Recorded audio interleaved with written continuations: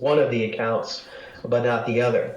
And so we did the follow-up interrogatory to get a definitive list of all the assets that she inherited, how they were titled, so that we can have a better understanding of why some of these assets were not part of the probate. And that's all we're asking for, Your Honor. We want to rule out that the estate has been done correctly, that if there are assets that weren't identified as probate assets, that there's a reason for it, and we want to be able to verify the reasons why these particular assets were not part of the estate and not being inherited by my client. There have been arguments that this is not relevant, that these are not probate assets.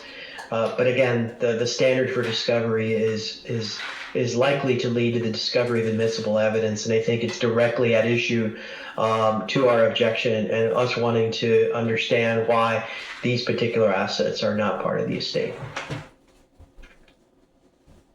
All righty, thank you. Counselor, for the personal representative. Yes, sir. To give some context here, there is obviously this estate, which has previously been closed, which has been reopened to request for closing documents. Additionally, the beneficiary of this estate is an Indiana Special Needs Trust, of which, in trustee capacity, the person represented is the trustee. The lifetime beneficiary of that Special Needs Trust is Cynthia Jones. In terms of up until I think about 2 weeks ago, when Ms. Jones' rights were restored in an Indiana guardianship, she wouldn't have even been an interested person under Chapter 731 definitions to receive any of this information when the estate was closed previously. Chapter 731 states that the people entitled to be interested persons in an estate would be the person represented, the beneficiaries, and when the trustee of a trust under Chapter 736, which the Special Needs Trust is also the personal representative at that time, the beneficiaries of that trust would be entitled to receive treating as a person and entitled notice of the probate proceedings. At the time when this estate was closed initially, there was a guardian of the property. It was Ms. Sponsor as well, but to then go ahead and have a person who did not have their rights at that time also be entitled notice, that goes well beyond Chapter 731 definition of an interested person in a probate estate. So up until 2 weeks ago, I don't believe Cynthia Jones had any right, because she had Courtney as her guardian in Indiana, to receive any information. Is a courtesy. The personal representative reopened the estate, served a final accounting, and again, there was a guardian of the person as well, not Ms. Sponsor in Indiana. The guardian of the person, to my understanding, hired Mr. Mayer's firm, and they have been discharged now for months. So at that juncture in time, I don't believe anything was done improper. As a courtesy, Ms. Sponsor reopened the estate, filed a final accounting, and since that time has been met with discovery and a fishing expedition. The first issue I have with this specific interrogatory is they're seeking information about assets which are not probate assets, and they're seeking discovery interrogatories on Ms. Sponsor in her individual capacity. Interrogatory is not appropriate for a person who's not a party to this case. Just because Ms. Sponsor is a personal representative and a trustee of the trust does not mean individually she should be subjected to individual discovery of assets that had joint ownership beneficiaries.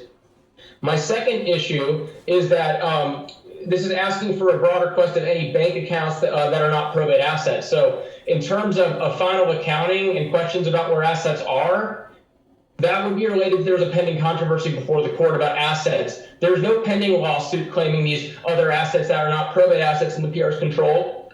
There's no pending controversy. There's no lawsuit filed. There's no declaratory action. There's no petition to determine estate assets. No one has filed an action that says anything that might have had a joint owner beneficiary actually belongs to this estate. So it is seeking confidential information because Ms. Sponsor individually is not a party. So to seek assets which she may have inherited or by joint ownership or beneficiary is not within the purview of this court.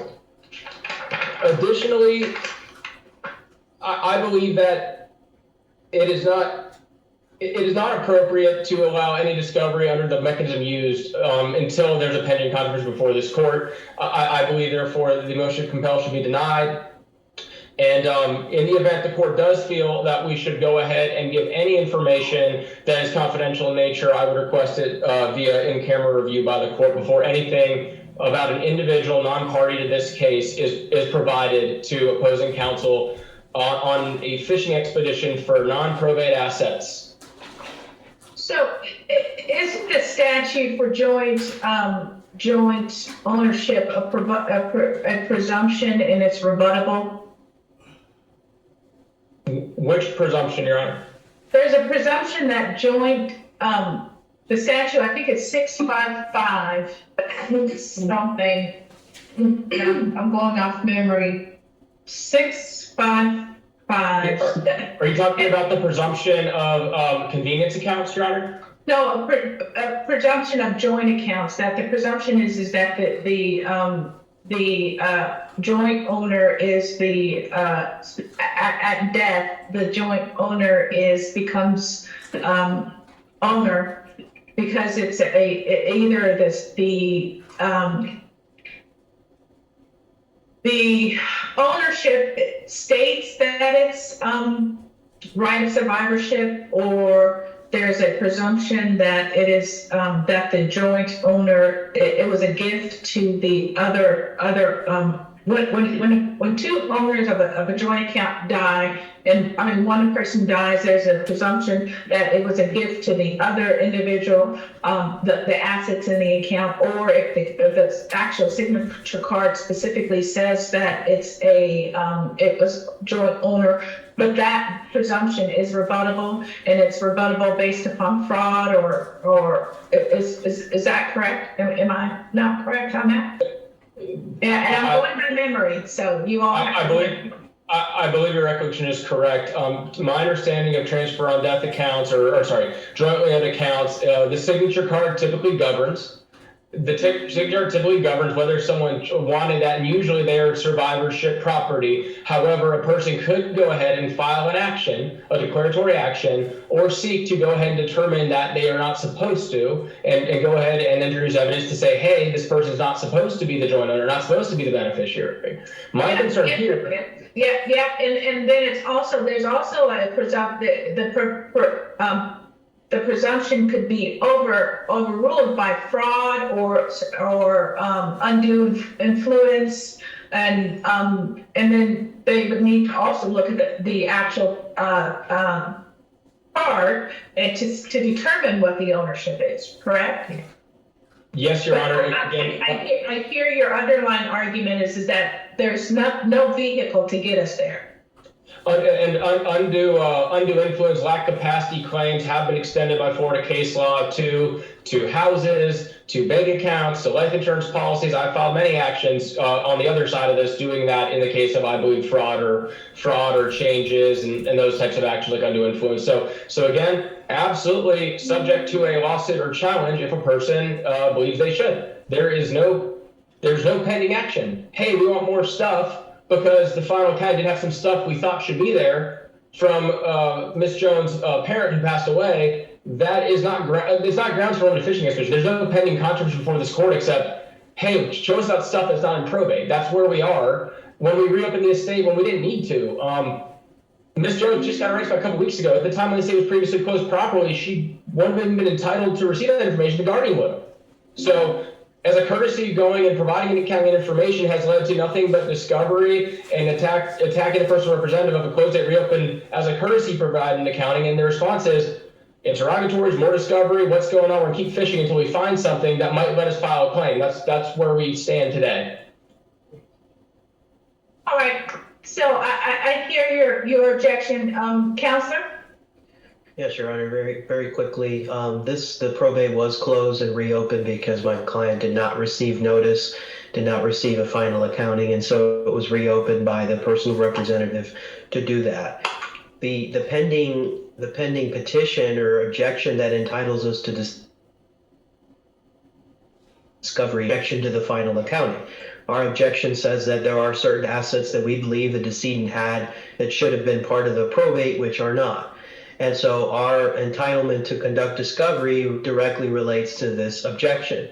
And so we want, obviously, the documents to show, or a list of accounts to show why these are not part of the estate. The personal representative has a duty to determine what assets are subject to probate, how they were, and to do that, they have to determine how they were titled. and the personal representative has this knowledge and has this information that they can just disclose for us to verify that these accounts which appear to us to be missing, we want to verify how they were titled so that we understand, so that we can be confident that this accounting is correct and accurate, and not that there are assets that are missing. And so that's really it, Your Honor. The personal representative already produced some documents relating to one of these accounts that she received. So I don't think it's fair to say, well, let me produce this document, but let me not produce the documents or disclose the information relating to the other accounts that I may have received. And so I think the objection should be overruled. And let me just make sure that I'm clear. What you have requested in the interrogatory is just the way that what specifically have you requested in the interrogatory?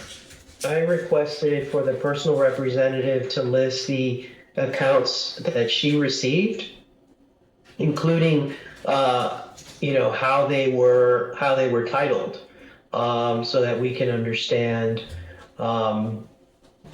whether they're a probate asset or not, so we can verify whether they're a probate asset or not. Okay, so I'll go ahead and I'm going to split the baby in this case. Counselor, if you'll provide that to me in camera, I will review it and and then look at it and then make the determination. So I'm going to grant your request that they are to provide it, but they are to provide it to the court in camera. The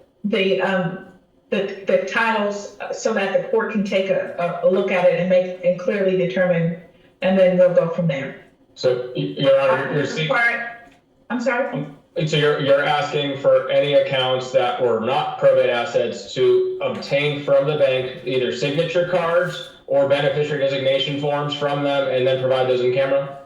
Yes. Okay. I can prepare an order, Your Honor.